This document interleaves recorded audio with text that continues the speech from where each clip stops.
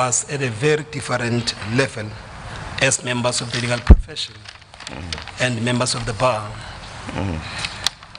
That is in relation of what Mr. Jonas have informed the chairperson that there was counsel who was involved in what appears to be a cover-up conduct by drafting an affidavit which goes against the values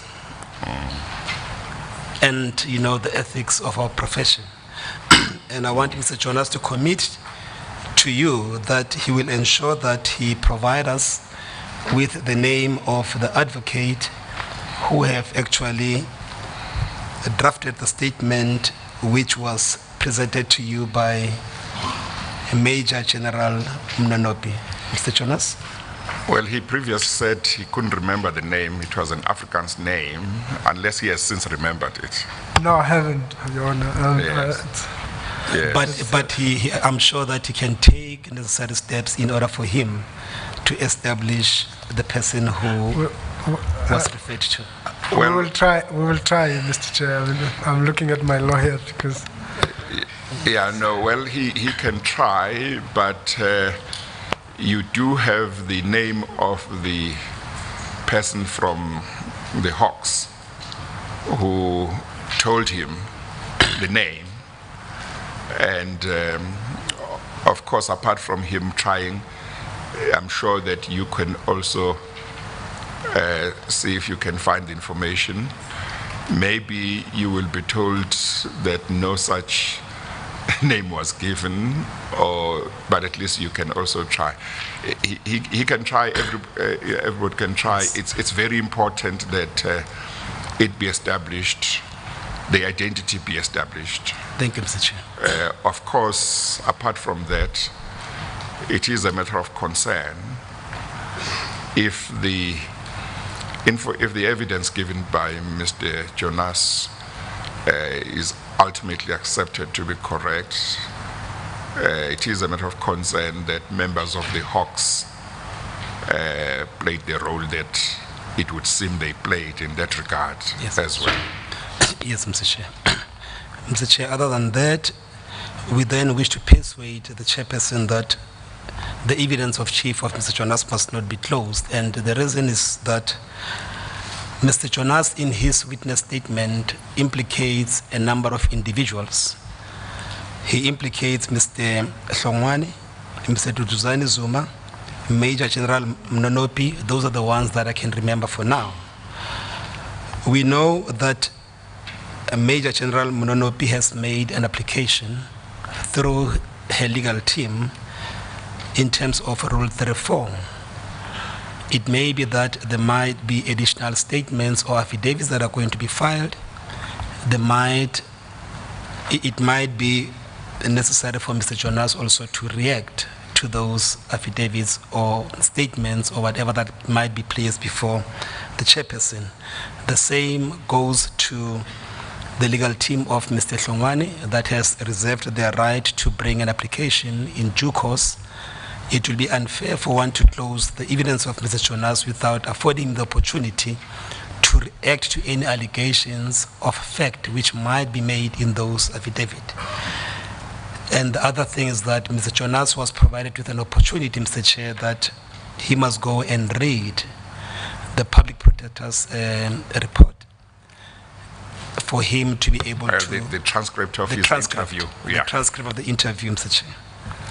And those are the basis why we say that he may be temporarily excused without having to close his evidence in chief.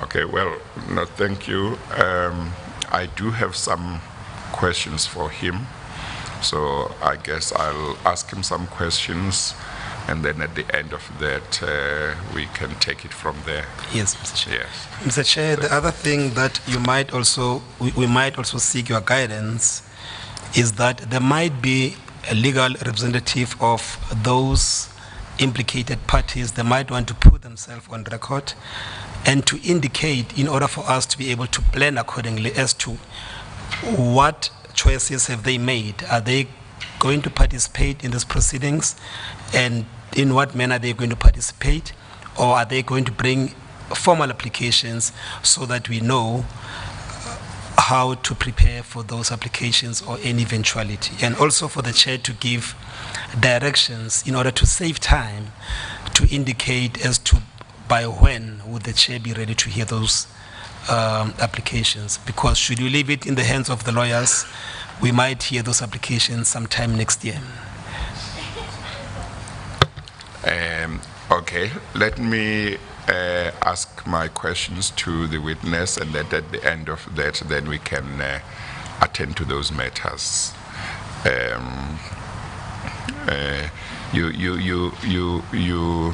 While I ask those questions, feel free to take a seat if you would like to do that. I would sit, Mr. Chair, but I'm far much more younger than my colleague who indicated that because of age she could not stand for that long time. But I will sit. Okay, thank you. Mr. Jonas, some of the questions that I may ask you may be seeking information that you know nothing about, in which case you must just say that you don't know. Some of them might be seeking information where you are not sure. All you need to do is just to indicate that you are not sure. Some may be seeking information on which you are sure, in which case you can then respond in a manner that shows that you know about that part. Okay, and this is quite important because if you do get cross-examined, attention would be given to what you said you know and what you said you didn't know. Okay. Now, you were told at the beginning of your evidence about the terms of reference to which your evidence would relate. But apart from the clauses of the terms of reference to which your attention was drawn, there are others as well which require this commission to, among other things, investigate the nature and extent of corruption in the country. So there may be questions that are meant to look at the extent and nature of state capture, the extent and nature of corruption. But as I said, what you know, you say, you answer and you say you know. When you don't know, you don't know. You gave evidence that at a certain time there was hostility towards, as I understood your evidence, the Ministry of Finance in Cabinet. Would you like to elaborate on that in the sense of telling us what form the hostility took and who in the Cabinet exhibited this hostility and what your own understanding was why that hostility was shown? Thank you very much, Mr. Chair. I would deal with it in general terms for now. Maybe I could deal in details later. I think and I started off that explanation by saying that Treasury has a very unique role within the government system generally. Part of it is a constitutional legal role, so to speak, which is prescribed in law and in the Constitution. But in order to exercise that role, there's a component that really relies on the extent of support that you get from the president. So if you think about it, successful periods where Treasury was effective in executing its role for macroeconomic management, for managing fiscus, and driving development strategy and doing all those things, and regulatory role that it plays, it's moments when there is strong support from the president. Now, we could go back in history and say, if you look at South Africa, from this year to that year, and so on and so on. But in general, there's truism in that those two components are critical in defining or ensuring that the Treasury is effective in its role, constitutional responsibility and legal responsibility. Now, the period that we're talking about was actually a very unique period.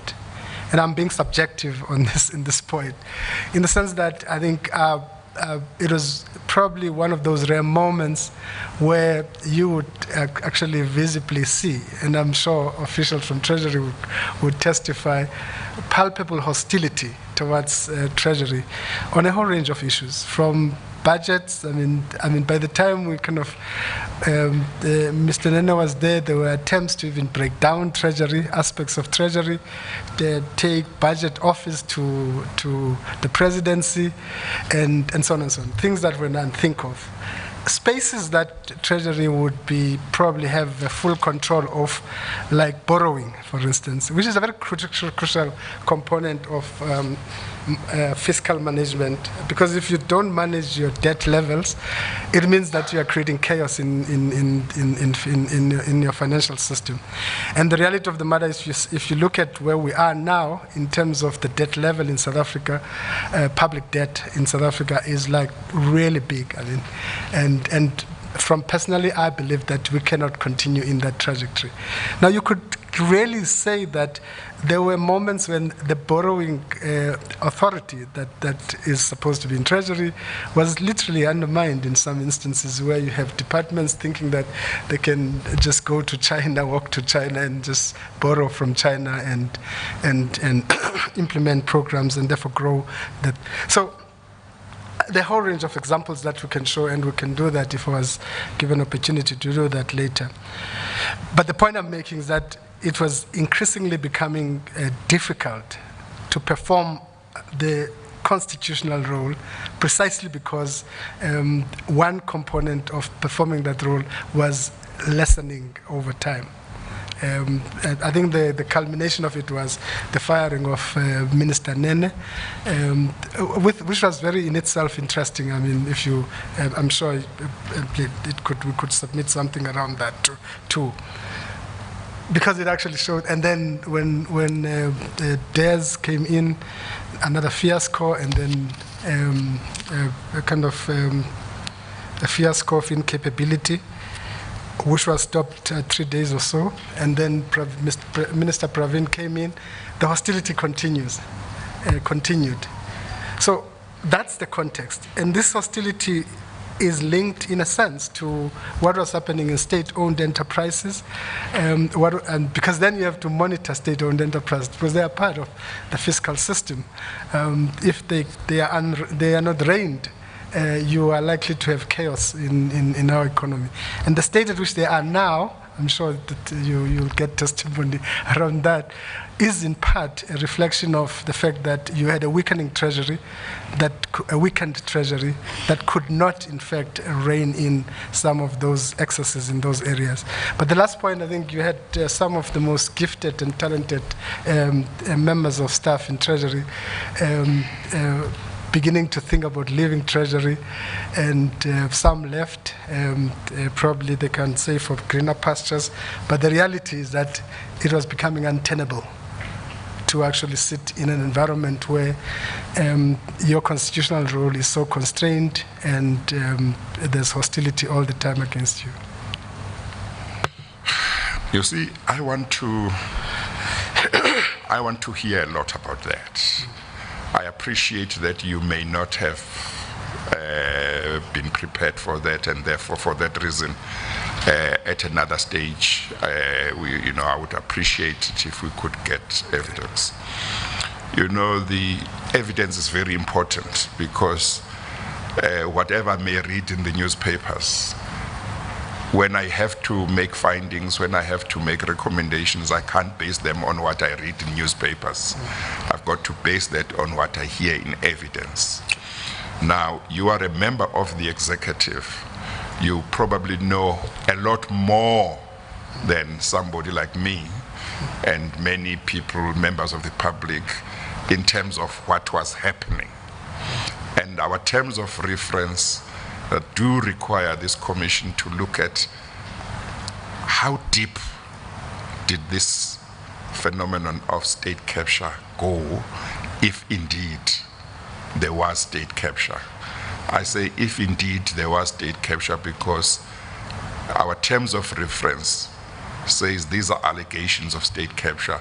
We must investigate them and establish whether there was state capture, and in effect we must establish also how deep state capture went. Now, so therefore, and of course the legal team for the commission is listening, and I'm sure the investigators will get to know. I really would like as much information as possible as to that aspect, because from what you have said, it seems that the Ministry of Finance or Treasury was trying to have things done in a certain way, but they were not getting the support they expected from, among others, the president. And that was having a certain impact on the on National Treasury and the Ministry of Finance. We need to know that if we are going to know how deep state capture went in the country. And of course, one can also refer to what you said. You said that Mr. Gupta said at that meeting, said that they controlled everything. Now, at some stage, I will weigh up the evidence, whether what you have said is true or not. Maybe other people will come and say that that was not said. But if that was said, then we should also be looking as a commission to saying, if this statement was made by Mr. Gupta that they control everything,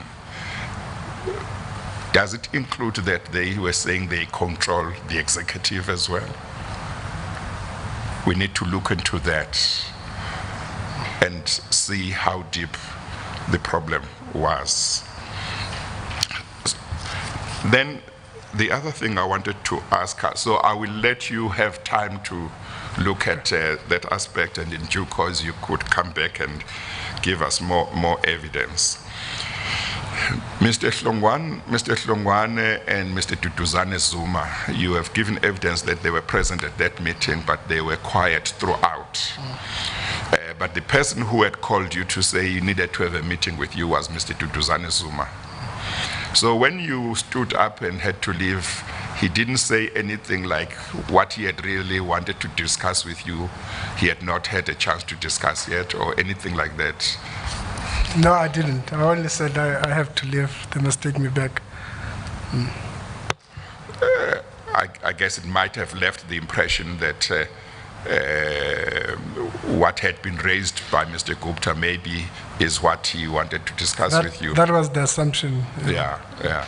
Since the media statement that you made, are you aware that either Mr. Duduzane Zuma or Mr. Fana Hlongwane or both, have they ever put their version anywhere that talks about one admitting that this meeting of the 23rd of October did take place, and whether in terms of content they have anything to say about whether what was discussed at that meeting? Well, there were various versions, I think, in letter that are contained in the Public Protector's report around that. Yes. Okay.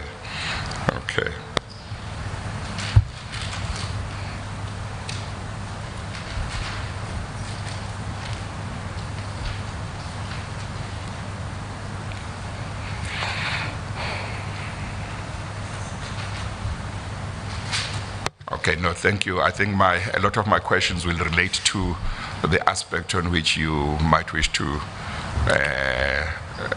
do some homework and then later on talk to us. Mr. Mokoena will indicate whether there is anything that he still wants to ask.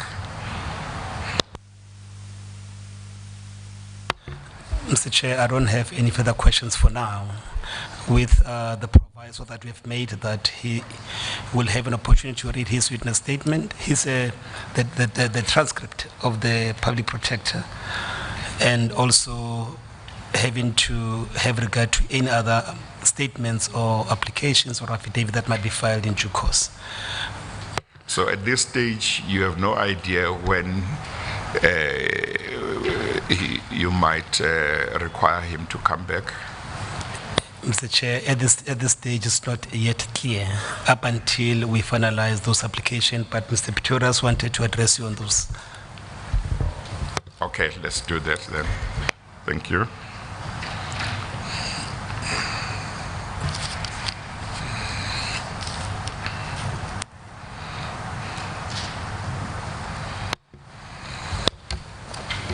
Thank you, Mr. Chair.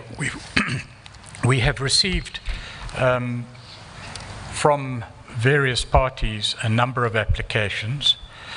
These applications have not yet been prepared for presentation to you, but they relate to responses in terms of the rules to notices to implicated persons.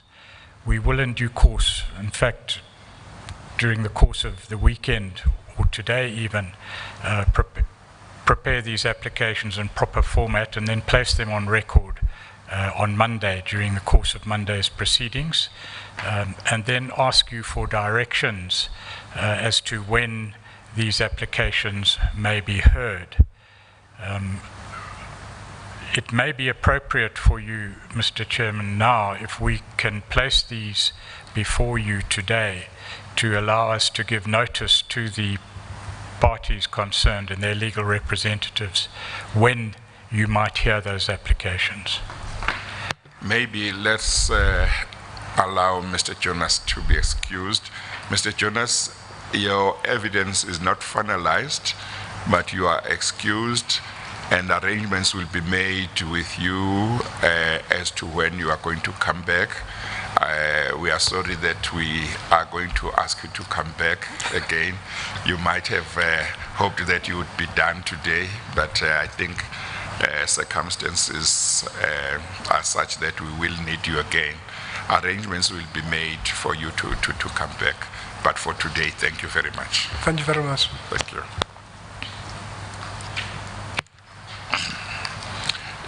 Yes, Mr. Pretorius, now we can talk about other things.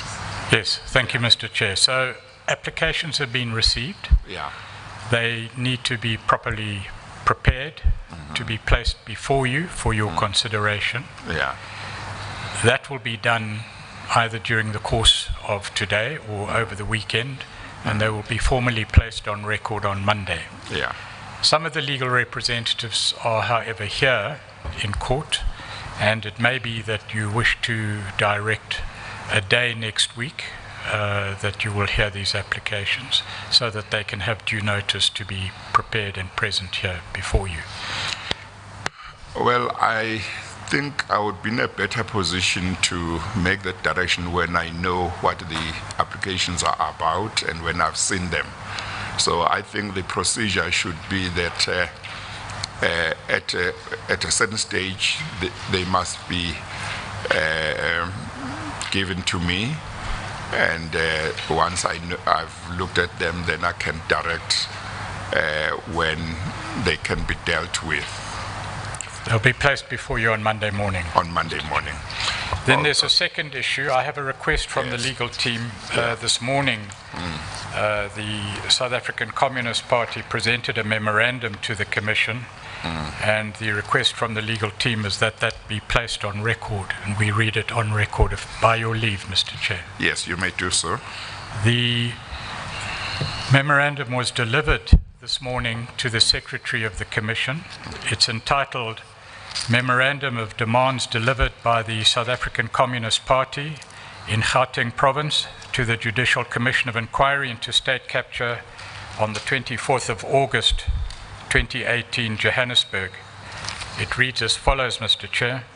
We, the members of the South African Communist Party in Gauteng Province, appreciating that the SACP was the first and consistently the only organization that called for the establishment of the Judicial Commission of Inquiry on corporate capture of the state, further appreciating the fact that the then Public Protector Advocate Thuli Madonsela came to the same conclusion and called for the establishment of what is now known as the Judicial Commission of Inquiry on State Capture in her report entitled State of Capture, we welcome and extol the fact that the Judicial Commission of Inquiry on State Capture has commenced with its work and therefore present the following list of demands for your urgent, prompt and swift response. 1. Investigate corporate capture of the state without fear or favor and without prejudice. We appeal to your oath of office, moral and ethical conscience, to uphold the fundamental values in our country's constitution and to act within the profound principle of the rule of law to conduct the investigation. We are fully aware of the real dangers of intimidation, threats, and untold pressure that you may face, including those of corporate capture of the Commission itself. We, however, call on all of you as highly respected and trusted commissioners to conduct the investigation without fear, favor, or prejudice, and with utmost integrity. 2, defend the sovereignty of our country, its economy, and the working class and the poor. As fellow citizens of our country, we believe that you have a rare opportunity and are placed in a privileged position to make your contribution to protect, defend, and advance our constitutional democracy, our economy, and national sovereignty. Our democracy did not come cheap and therefore may not be sold to the highest bidder. Our economy is exposed to high risks in international financial markets, and therefore effective and efficient governance of its state organs and state-owned enterprises is critical to its growth, job creation, complete eradication of poverty and inequalities. We therefore call on you to defend our democracy. It is the highly vulnerable people, the working class and the poor, who depend on the state and its organs for a better quality of life. Your work stands between defense of our country and its liquidation as a sovereign democratic state. 3, defend sound and good governance of our state institutions, especially state-owned entities, state-owned institutions, it reads. We call and appeal to your conscience to ensure a deeper, robust, frank, and thorough investigation that will deter and send a clear message to corrupt elements and provide a solid and sustainable basis for sound and good governance of our state organs and SOEs. This, we believe your investigation, if conducted in good faith and with good intentions, can certainly achieve.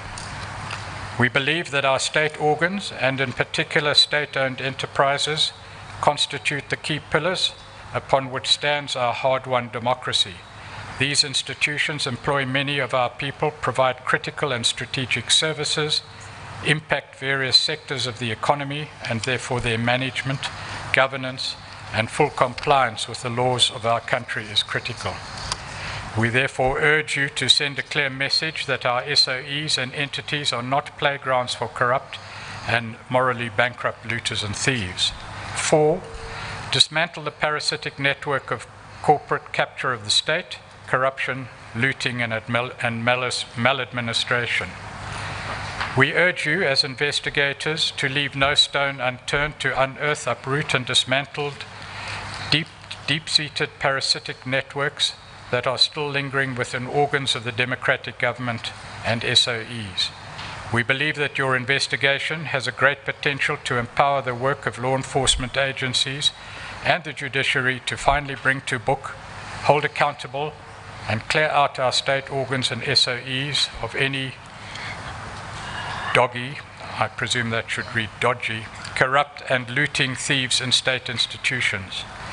We therefore call on you to be professional and clinical in your work and not to sabotage the work of law enforcement and judicial agencies to enforce the rule of law.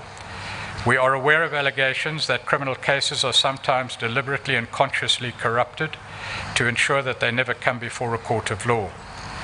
This is apparently done to ensure that if finally they do, they are immediately thrown out of court for reasons that were clearly predetermined and planned to undermine the profound principle of the rule of law. We hope this will not happen. 5, complete the investigation within a reasonable time and save taxpayers limited financial resources that are desperately required for service delivery and social security for the working class and the poor. We deliver this memorandum of demands based on the high level of trust and confidence our people have placed on you and the expectation that you will not fail them. We have every reason to believe that you will uphold the highest level of moral, ethical, and honest leadership in line with your oath of office in discharging your obligations.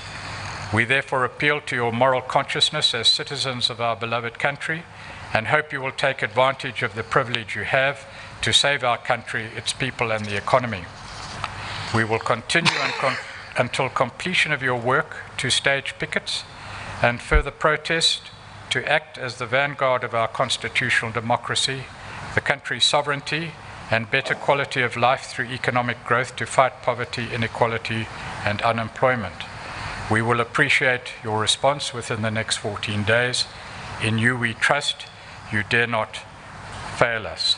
Handed over and signed on behalf of the South African Communist Party in Gauteng Province to the Secretary of the Commission on the 24th of August, 2018.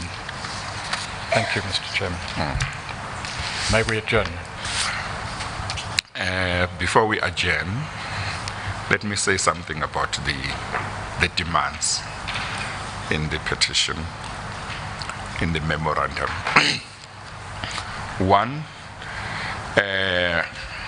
we appreciate the support expressed, the support for the Commission expressed in the memorandum from the South African Communist Party that Mr. Pretorius has just read. I accept that it probably represents, or some parts of it represent the sentiments shared by many people in our country. I have said before in media briefings that we have had, and I would repeat today, that this commission will do its job properly. Not that I needed to say this to the legal team and the investigators, but I have said that the investigations must leave no stone unturned, and that it doesn't matter who you are, if the evidence suggests or points towards you, you must be followed. It doesn't matter what your position is. It doesn't matter what your position may have been. This job must be done and must be done properly. I have assembled a very strong legal team. People who have a track record of integrity. They are not going to start doing dodgy things. They'll do their work properly. I have a team of investigators whose leaders I trust, and they know exactly what is expected of them. No attempt must be made to try and implicate somebody who is not involved, but no attempt must be tried to avoid getting to somebody where the evidence suggests that that person is implicated. They understand that. All of us understand that. This is a very important national task. We intend to do it properly, to the best of our abilities. It doesn't mean we won't make mistakes, but if we do, it would just be because we are human too. But we are very clear in terms of the job ahead. We see it as a privilege that we have been given this task to assist the country, and we will do all we can to do it to the best of our ability and to do it properly. And we appreciate the support we get from the public. Ordinary South Africans give us support wherever we go, whether I'm in a mall or in the streets, I get a lot of support. People who say they support the work of this commission. People who say they pray for this commission. They want us to do well. So I just want to assure the SACP and everyone, again, as I have done a few times before in media briefings, that we intend doing a proper job. Thank you very much. We will adjourn, and on Monday, do we start at 10 or do we need to 10 vary the o'clock. time? 10 o'clock. We will then adjourn these proceedings until Monday, 10 o'clock. Thank you, Chair. All rise. So there you have it, the adjournment of the state capture inquiry. That's going to resume at 10 o'clock on Monday.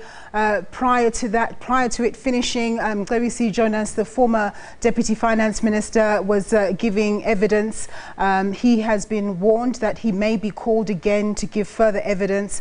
The SACP earlier in the day, they handed over a memorandum to Chair Mr. Zondo, basically urging him that he does his work diligently with the highest moral, ethical conduct, and that the Commission should not be subject to interference by any third parties. They shouldn't be subjected to intimidation, that they should do their work to the highest quality. And of course, the judge there just saying that indeed that is exactly what they're going to do. They're not going to allow anybody to interfere with their work. They're going to do the job properly. He trusts all of the legal assistance that he's brought on board onto the Commission to do the work to the best of their ability. Well, we're going to go for a short break. More news for you thereafter.